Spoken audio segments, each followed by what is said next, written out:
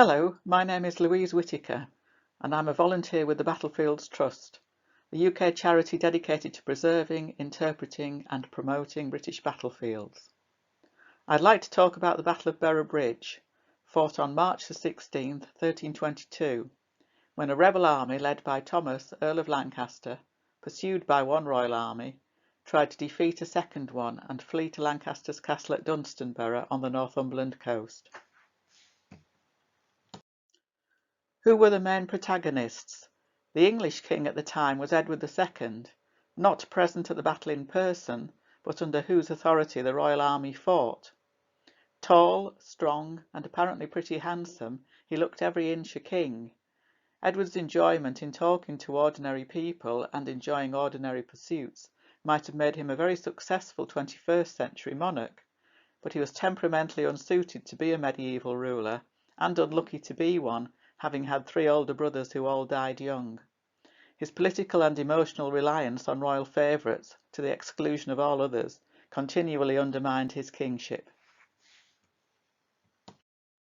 Edward's representative at the Battle of Boroughbridge was Sir Andrew Harker, Warden of Wales and the West Marches, a veteran of the Scottish Wars of Independence, and the only person to have enjoyed victory over the Scots since the beginning of Edward II's reign, when he successfully defended Carlisle against a Scottish attack, as depicted here with him spearing an enemy. Harker had been captured by the Scots in 1315 or 1316, but the king paid his ransom, one of Edward's more successful actions, as we shall see. The leader of the rebels was the king's first cousin and classic overmighty subject, Thomas of Lancaster. Lancaster owned 5 earldoms, with estates which gave him a large power block in Lancashire, Yorkshire and the North Midlands, and he was a man determined to limit the powers of the king through a series of ordinances, which included the banishment of the king's favourites, something which Edward continually fought against. Lancaster and Edward had been friends in their youth, and continued to be so after Edward's coronation, but only a year later they quarrelled and Lancaster left court, possibly because his expectations that his royal birth and power would make him the king's right-hand man, following the exile of Piers Gaveston, were thwarted. Edward's only thoughts were for Piers, and he soon recalled him. Piers Gaveston invented nicknames for several of Edward's nobles, and he called Lancaster the Fiddler. I don't think it was because he played a musical instrument.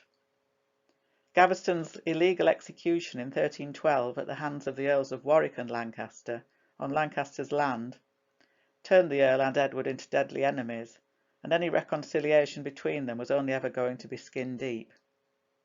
Lancaster had his own opportunity to wield power after the disastrous defeat of Edward's army at the Battle of Bannockburn in 1314, when he headed a royal council which effectively ruled in the king's name. But his sense of self-importance and ambition outstripped his ability, and he wasn't able to rule the country any more effectively than Edward. This didn't prevent him allowing his followers to jeer at the king when the royal party passed his main stronghold of Pontefract Castle, which sounds very Monty Pythonish but was a real insult to the king, who was already looking for revenge. The immediate prelude to the battle at Boroughbridge was a rebellion in the Welsh border area caused by the rise of 2 new royal favourites, the Hugh Despensers father and son, and generous royal grants of lands to them, which, as with Gaveston, made some of the nobility feel threatened. Humphrey de Bohun, the Earl of Hereford, who was Edward II's brother-in-law at this time, and Roger Mortimer, Earl of March, were amongst those who entered into a rebel alliance with the Earl of Lancaster. However, in an uncharacteristically astute move, militarily, for him, Edward II attacked the rebels in the Welsh marches and forced the surrender of the Mortimers, before turning his attention to the rebel forces led by Lancaster and Hereford, who he took to calling the Contrariants. Lancaster had not taken part in the rebellion in the marches. His gesture of solidarity was to besiege the royal castle at Tickhill near Doncaster, unsuccessfully and in itself a treasonable act. He was slow to march south, and the Mortimers had already been captured before he arrived at Burton-on-Trent. He intended to fight the royal army there, but after a clash of arms to try and prevent Edward's army from crossing the River Trent, Lancaster realised he was heavily outnumbered and fled northwards, pursued by a detachment of the Royal Army led by the Earls of Surrey and Kent. He originally planned to hold out at his main stronghold at Pontefract, but then either decided or was persuaded to take some sea air at Dunstanburgh instead, presumably because it was close to the Scottish border to either request help or flee. Lancaster had been accused of being in league with the Scots in the past. Robert the Bruce was under no illusions about the Earl's nature, and said, "How will a man who cannot keep faith with his own lord keep faith with me?" But if Lancaster could be used as a troublemaker who diverted Edward's thoughts from Scotland, or forced him to make peace on Scottish terms, he was probably prepared to assist him. Unbeknown to Lancaster, Edward had ordered another royal army to be raised in the north, under the command of Sir Andrew Harker. Harker's orders were to march south to join the king, presumably looking out for the rebel army en route, and on arriving at Ripon, either his scouts or a spy informed him that the rebel army were due to reach Boroughbridge, 8 miles away, on the next day. Harker therefore decided to march through the night and block the way north at the bridge and ford at Boroughbridge, as shown on this map. Lancaster's scouts seem to have been pretty poor in comparison, and the rebel army was actually quartering in Boroughbridge before they realised their way north was blocked. Lancaster tried to come to terms with Andrew Harker, who appears to have been a retainer of his at some point, maybe hoping to recruit him to join the rebels, but to no avail. An angry Lancaster told Andrew Harker that he would be hanged, drawn and quartered within the year, and the two armies prepared for battle. What are we looking at in terms of the size and capability of these armies? Lancaster had a force of around 700 knights and men-at-arms with their followers, and his army's strength is estimated at around 3,000, less than Andrew Harker's 4,000 men, which included archers and spearmen, or pikemen. Although the rebel army was smaller, their superior strength in mounted knights and men-at-arms may well have given them the advantage in open countryside, but trying to cross a river was a different matter. At the north side of the bridge, to the left of this picture, Harker deployed his knights on foot, together with men-at-arms and spearmen, and he also sent both archers and spearmen down to the ford, as he guessed, correctly, that this was where Lancaster would try to cross on horseback with the majority of his knights. Against the royal army, also on foot as the bridge was too narrow for a mounted attack, were the rebel knights and men-at-arms under the command of the Earl of Hereford.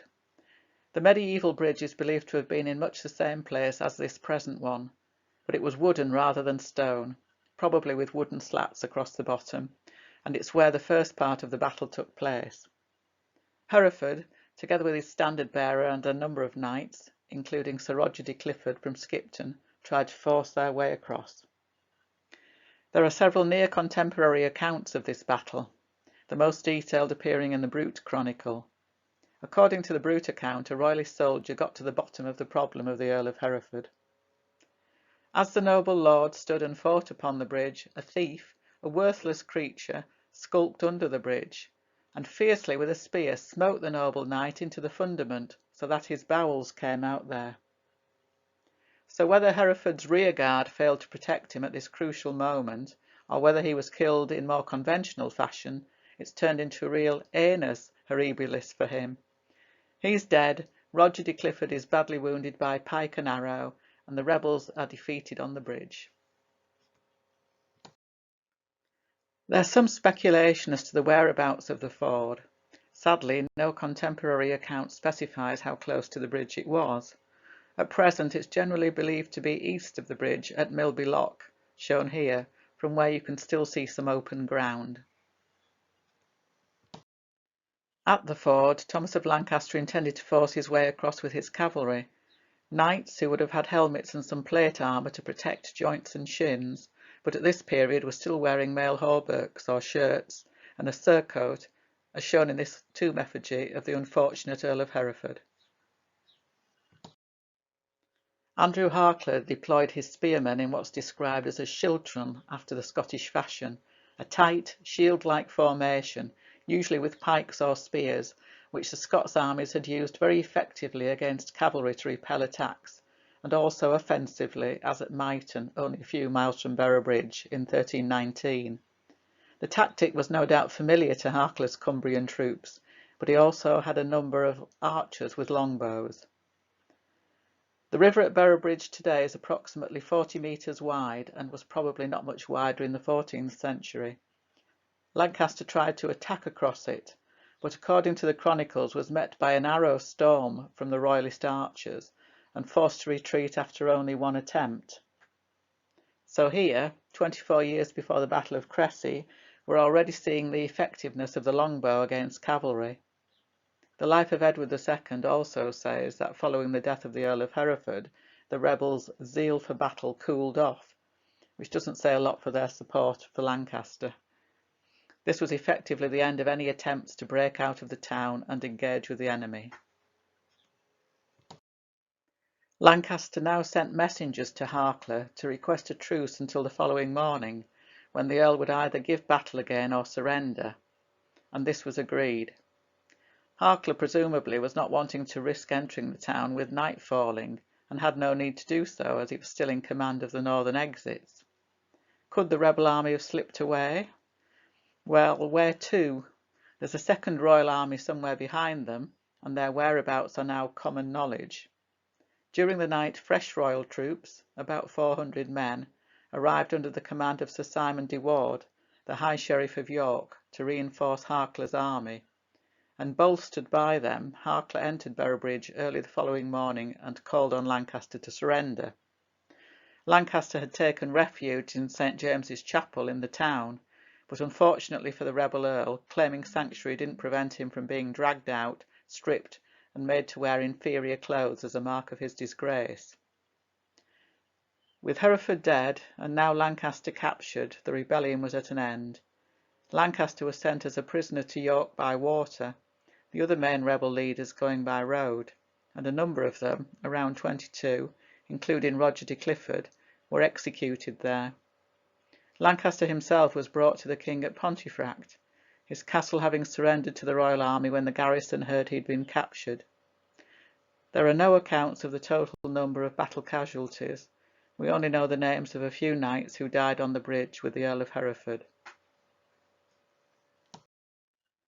It was finally time for Edward II to be revenged on his cousin for his part in Piers Gaveston's execution and the numerous slights and rebellions since, and he ordered Lancaster to be hanged, drawn and quartered, although this was commuted to beheading.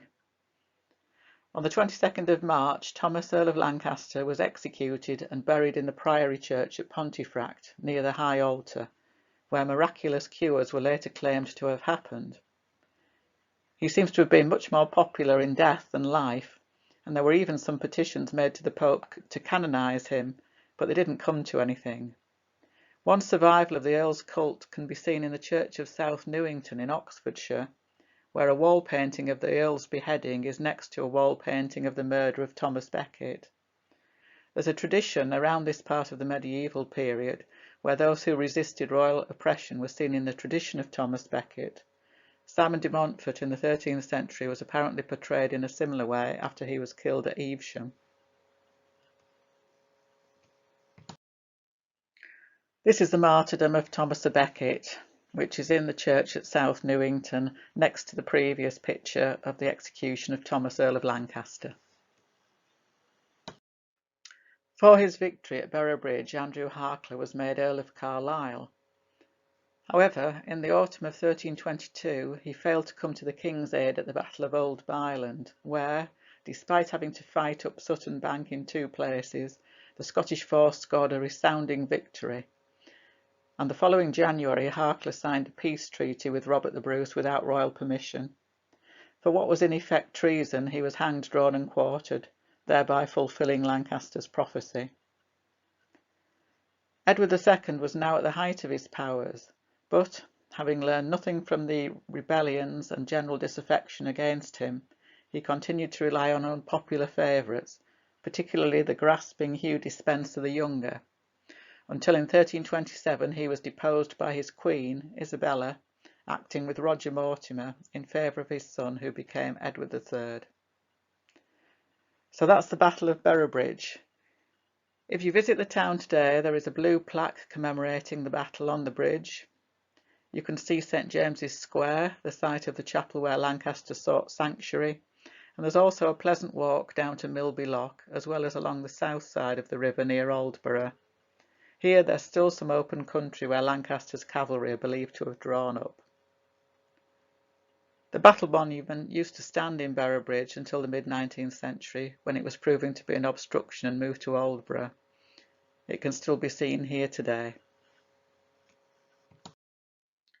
If you want to learn more about the Battle of Boroughbridge, or a number of other British battles, why not check out the Resource Centre at the Battlefields Trust website, www.battlefieldstrust.com.